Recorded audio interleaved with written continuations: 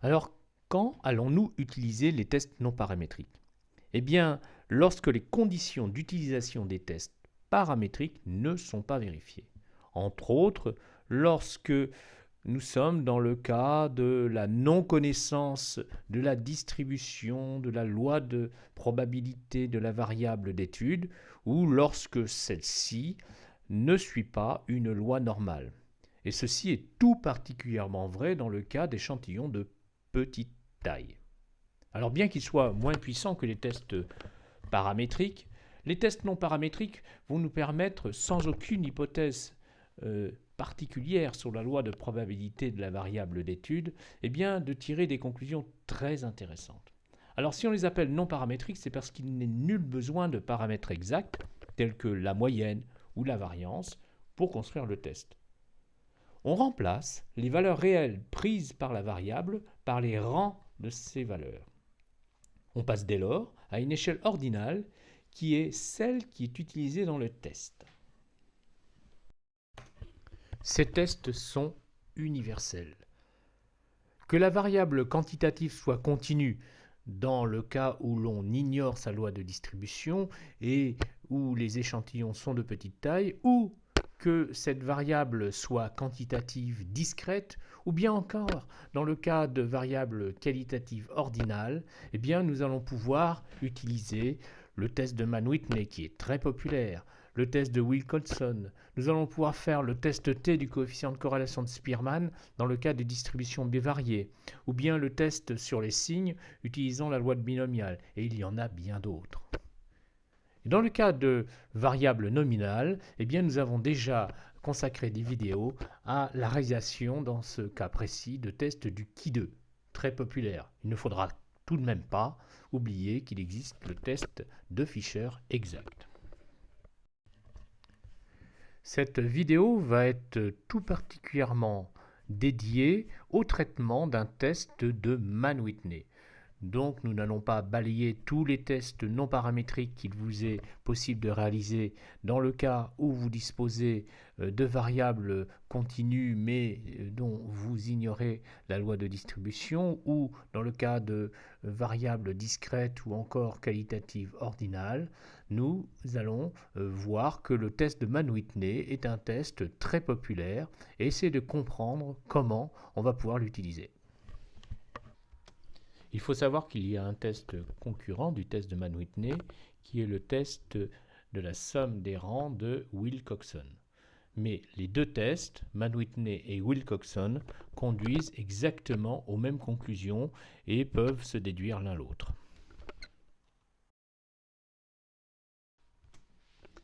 Je vous propose un exemple qui va nous permettre de comprendre comment on utilise le test de Mann-Whitney pour répondre à une question précise en statistique. Intéressons-nous à la surveillance d'une plage qui vient de subir une récente pollution à un hydrocarbure.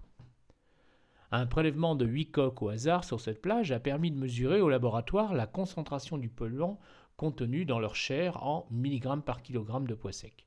10 jours plus tard, un deuxième échantillon de 9 coques a été collecté au hasard sur la plage pour évaluer le taux de polluant que leur chair renfermait. Il s'agit d'un deuxième prélèvement. Les résultats sont reportés en milligrammes par kilogramme sur les deux listes qui sont présentées en dessous. Le prélèvement 1 contient donc 8 valeurs: 39, 41, 39, 33, 35, 33, 40 et 38. Le prélèvement 2, 9 valeurs: 35, 26, 40, 27, 29, 31, 32, 30 et 35. Et la question qu'on se pose est la suivante. En 10 jours, la quantité de polluant a-t-elle significativement diminué sur la plage?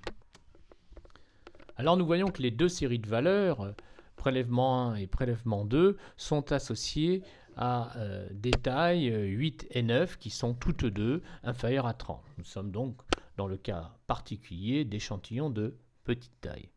Que savons-nous de la variable d'étude? Eh bien, cette variable d'étude est donc la concentration du polluant contenu dans la chair des coques en milligrammes par kilogramme. Quelle est la population?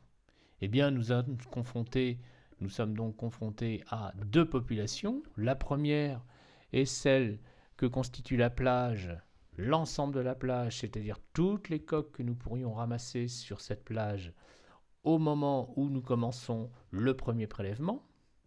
Et la deuxième population est la plage, c'est-à-dire l'ensemble de toutes les coques que nous pourrions prélever sur cette plage au moment où nous faisons le deuxième prélèvement, c'est-à-dire 10 jours après. Pour des raisons pratiques, nous passons les valeurs du prélèvement 2 en rouge, ce qui nous permettra de mieux maîtriser la construction du test. Résumons. La variable d'étude est quantitative continue et suit une distribution dont nous ignorons tout. Notamment, nous ne savons pas si elle est de nature normale. Les deux séries de valeurs indépendantes constituent des échantillons de petite taille, tous deux inférieurs à 30 en effectif. Donc, nous pouvons utiliser un test non paramétrique unilatéral de Mann-Whitney ou bien un test unilatéral de Wilcoxon pour répondre à la question posée. Bon, nous allons choisir ici d'utiliser le plus populaire des deux, c'est-à-dire celui de Mann-Whitney. Et nous allons nous intéresser à l'enchevêtrement des observations des deux échantillons afin de savoir si la répartition des valeurs est homogène ou pas. Tout comme le test de Wilcoxon, le test de Mann-Whitney repose sur la notion de rang et nous allons voir comment nous allons pouvoir utiliser ces rangs. Mais définissons tout d'abord l'hypothèse nulle et l'hypothèse alternative. La question que l'on se pose, c'est si la concentration de polluants a diminué sur la plage dans les 10 jours qui séparent le prélèvement 2 du prélèvement 1. Nous sommes donc confrontés à un test unilatéral. Nous posons H0, les distributions de la variable, c'est-à-dire concentration du polluant en milligrammes par kilogramme, dans la population 1, plage au moment du premier prélèvement, et dans la population 2, plage 10 jours après, sont identiques. Ce qui signifie, sous l'hypothèse nulle, que les différences constatées entre les deux échantillons ne sont pas significatives, mais peuvent être imputées au hasard des fluctuations d'échantillonnage. Alors, l'hypothèse alternative, H1, est donc les valeurs de la variable dans la population 2 sont inférieures à celles dans la population 1. Les différences là sous H1 sont significative, le polluant est présent en moindre quantité sur la plage 10 jours après le premier prélèvement. Et c'est bien cela que nous voulons vérifier avec les valeurs dont nous disposons dans ces deux séries. Alors sur quoi est fondé le test de Mann-Whitney ? Eh bien, la variable de décision est une variable aléatoire U qui va être calculée de la façon suivante. Pour chaque valeur xi de la première série, on compte le nombre de valeurs yi qui lui sont strictement inférieures. Et puis, pour chaque valeur xi de cette série, on compte le nombre de valeurs yi qui lui sont égales. Et on multiplie ce nombre par un demi. Ux, c'est la somme de ces deux nombres qui viennent d'être calculés. On fait de la même façon le calcul de uy, et on considère ensuite le minimum des deux quantités ux et uy que l'on confronte à une table des valeurs de U de Mann-Whitney pour les tailles correspondant aux échantillons N1 et N2 considérés. Alors nous allons voir comment on manipule cela directement avec notre exemple. Alors vous le voyez, les valeurs qui correspondent aux séries des prélèvements 1 et 2 ont été regroupées et ordonnées. Donc il faut donc commencer à faire cela. Alors vous voyez pourquoi j'ai utilisé deux couleurs, je vous conseille de le faire donc pour vos tests. Eh bien tout simplement parce qu'il est nettement plus facile de s'y repérer et de ne pas faire d'erreur. Vous pouvez même, au fur et à mesure que vous rangez donc les valeurs dans l'ordre, cocher et rayer les valeurs qui sont déjà empruntées pour ne pas les mettre deux fois, voire aussi pour ne pas omettre des valeurs dans cette liste. Bien, Une fois que les valeurs sont mises, vous faites figurer également en même temps l'origine de ces valeurs. Nous sommes alors prêts pour calculer la valeur de U. Vous voyez, comme nous avons commencé par la série qui a le plus faible rang, eh bien nous allons rechercher combien de valeurs pour chacune des valeurs de cette série de l'autre série, c'est-à-dire du prélèvement 1, précède chacune des valeurs du prélèvement 2. Commençons par la valeur 40, qui est la dernière présentée dans la série du prélèvement 2. Nous voyons que la valeur 40 est égale à la valeur 40 du prélèvement 1. Nous sommes donc, compte tenu du schéma du calcul que je viens de vous présenter, amenés à considérer un demi-point pour marquer le fait que la valeur 40 du prélèvement 1 est égale à celle de 40 du prélèvement 2. Mais nous constatons également que cette valeur 40 du prélèvement 2 est précédée des valeurs 39, 39, 38, 35, 33 et 33 du prélèvement 1. Nous allons donc affecter à chacune de ces valeurs qui précèdent la valeur 40 du prélèvement 2 la valeur de 1 point. Ce qui nous donne donc une somme de points qui est à reporter pour cette valeur de 40 qui est 0,5 plus 1 plus 1 plus 1 plus 1 plus 1 plus 1, c'est-à-dire 6,5. Et bien dans cette colonne supplémentaire que je montre maintenant et qui est celle des points obtenus à chacune des valeurs du prélèvement 2, eh bien j'ai bien fait figurer en marge de la valeur 40 du prélèvement 2 la valeur de 6,5 avec le détail de son calcul.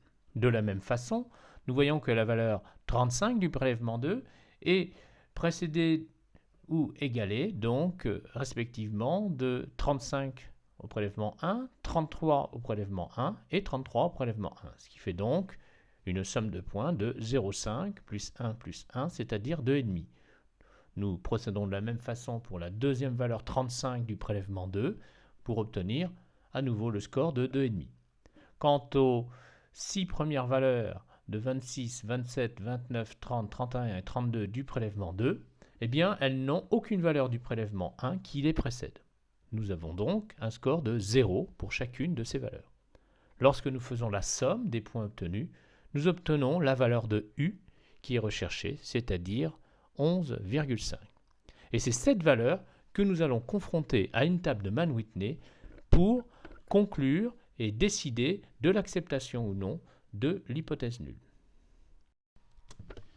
Mais avant d'apprendre à lire la table de Mann-Whitney, eh bien, je vais vous présenter une deuxième méthode plus pratique pour réaliser ce test.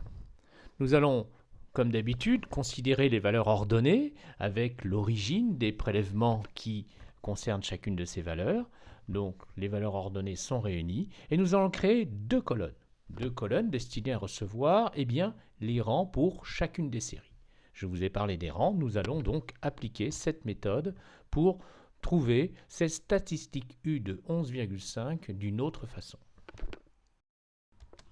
Alors une fois que les colonnes sont préparées, eh bien, il devient très simple de commencer à donner les rangs que prennent les valeurs de la variable qui sont donc mises dans l'ordre.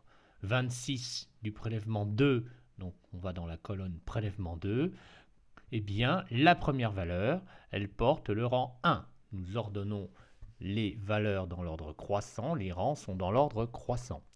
La deuxième valeur concerne également le prélèvement 2, 27, donc le rang 2 pour la valeur 27. De la même façon, les valeurs 29, 30, 31 et 32 qui suivent ont les rangs respectifs 3, 4, 5 et 6. Alors, les deux valeurs qui suivent sont prises par le prélèvement 1 et valent toutes les deux 33. Plutôt que leur attribuer le rang 7 ou 7 puis 8, eh bien, nous allons traiter ces ex aequo en considérant leur rang moyen. C'est-à-dire que pour la valeur 33, ici prise 2 fois par le prélèvement 1, nous allons considérer que le rang 7 plus 8 sera divisé par 2 pour obtenir le rang 7,5. C'est pourquoi, dans la colonne prélèvement 1, j'indique donc le rang 7,5 pour les deux valeurs 33. En procédant de la même façon pour l'ensemble des valeurs mesurées, eh bien, je vais pouvoir ainsi attribuer les rangs pour toutes ces valeurs. Lorsque je rencontre la valeur 35, qui est prise à la fois par le prélèvement 2 deux fois et par le prélèvement 1, j'attribue, de la même façon que pour la valeur 33, un rang moyen qui est ici de 10. La valeur 38 a le rang de 12, la valeur 39 qui suit et qui est rencontrée deux fois, le rang de 13,5, et la valeur 40 qui est rencontrée deux fois, le rang de 15,5. Nous terminons par la valeur 41 du prélèvement 1 qui a le rang 17, le dernier rang. Nous avons bien effectivement 17 valeurs, 9 pour le prélèvement 2 et 8 pour le prélèvement 1.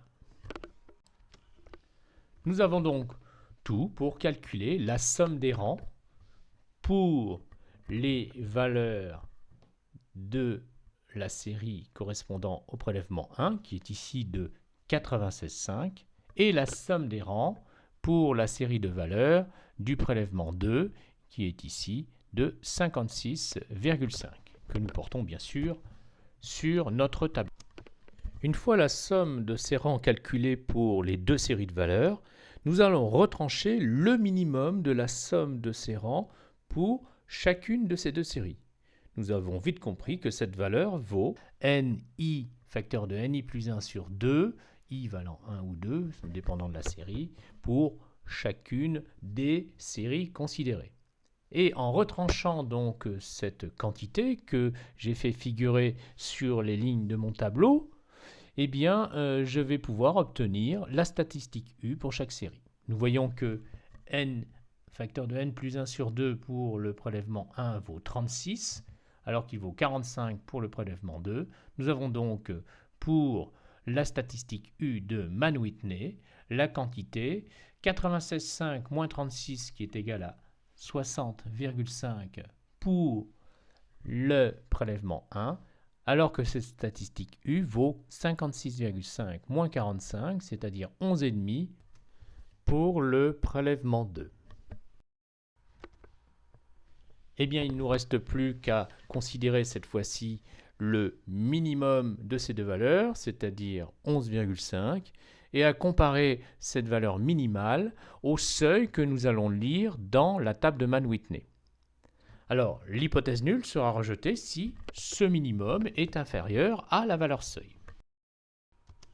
Alors, comparons les deux méthodes. Vous voyez que j'ai fait figurer cette fois-ci les résultats obtenus avec les points que nous avons calculés dans la première méthode de calcul de la statistique U, et nous avons exactement la même valeur de 11,5 qui est à considérer donc en l'occurrence pour la série du prélèvement 2. Il ne nous reste plus qu'à apprendre à lire une table de Mann-Whitney, à ne pas se tromper dans la valeur de la probabilité seuil alpha pour bien considérer le seuil qui va intervenir dans la décision. Eh bien, voici à quoi ressemble donc notre table de Mann-Whitney, notre table des valeurs critiques de U pour le test de Mann-Whitney. Il s'agit donc d'une table qui reprend toutes les possibilités de couple N1, N2, ce jusqu'à des valeurs raisonnables, disons 20 pour N2 et 20 pour N1. Au-delà de ces valeurs, il devient rébarbatif de faire ce genre de statistiques et nous verrons que nous pourrons approcher la valeur de U sans trop de biais, avec une bonne précision, à l'aide d'une statistique Z de la loi normale centrée réduite. Mais cela fera l'objet d'une autre vidéo. Donc, pour en revenir à cette table de Mann-Whitney, eh bien, cette table est considérée pour une valeur précise de alpha. La table que je vous présente est donc celle qui correspond à alpha égale 10% pour un test bilatéral et qui correspond à alpha égale 5% pour un test unilatéral. Elle se lit donc aussi bien pour prendre des décisions sur un test bilatéral au seuil de 10% que sur un test unilatéral au seuil de 5%. Cette table va nous donner la valeur seuil U seuil pour chaque couple N1, N2 qui correspond aux tailles des deux échantillons qui sont engagés dans le test. Ici, notre premier échantillon avait un effectif de 9. Je vais donc considérer, comme l'indique le trait pointillé rouge, la colonne N2 égale 9. Et notre deuxième échantillon a un effectif de 8. Nous allons donc considérer la ligne N1 égale 8. À l'intersection de la colonne N2 égale 9 et N1 égale 8 pour la ligne, nous avons donc la valeur 18 que nous lisons dans la table. Nous remarquons que cette valeur 18 pourrait s'obtenir aussi bien avec la colonne N2 égale 8 et la ligne N1 égale 9. C'est tout à fait logique. Cette valeur 18 va donc être la valeur seuil qui va me permettre de rejeter ou non l'hypothèse nulle. Bien, nous avons donc maintenant tous les moyens de conclure ce test. Alpha, le seuil standard est de 5%, le test est unilatéral. Nous avons les effectifs N1 égale 8, N2 égale 9 qui nous ont donné une statistique U-min calculée de 11,5 pour un seuil lu sur la table de 18. Nous avons donc U-min qui est inférieur à U-seuil, donc nous sommes en mesure de rejeter l'hypothèse nulle au seuil de 5%. C'est-à-dire que de telles différences observées sur les deux échantillons ne peuvent s'expliquer par le hasard. Elles sont donc significatives. Autrement dit, en 10 jours, la quantité de polluants a significativement diminué sur la plage. Alors, ceci est d'un point de vue écologique plutôt une bonne nouvelle, puisque cela veut dire que la plage est moins polluée que 10 jours auparavant, c'est-à-dire 10 jours avant le prélèvement 2, c'est-à-dire au moment où nous avons effectué le prélèvement 1. Donc vous voyez, à l'aide de très peu de moyens, nous effectuons des tests biologiques au laboratoire sur 8 coques. Nous avons des moyens modernes pour détecter la concentration en polluants sur ces mollusques, ces petits animaux marins. Eh bien, nous pouvons avoir une idée de la qualité de la plage. Et bien voilà, le test non paramétrique de Mann-Whitney n'a plus de secret pour vous.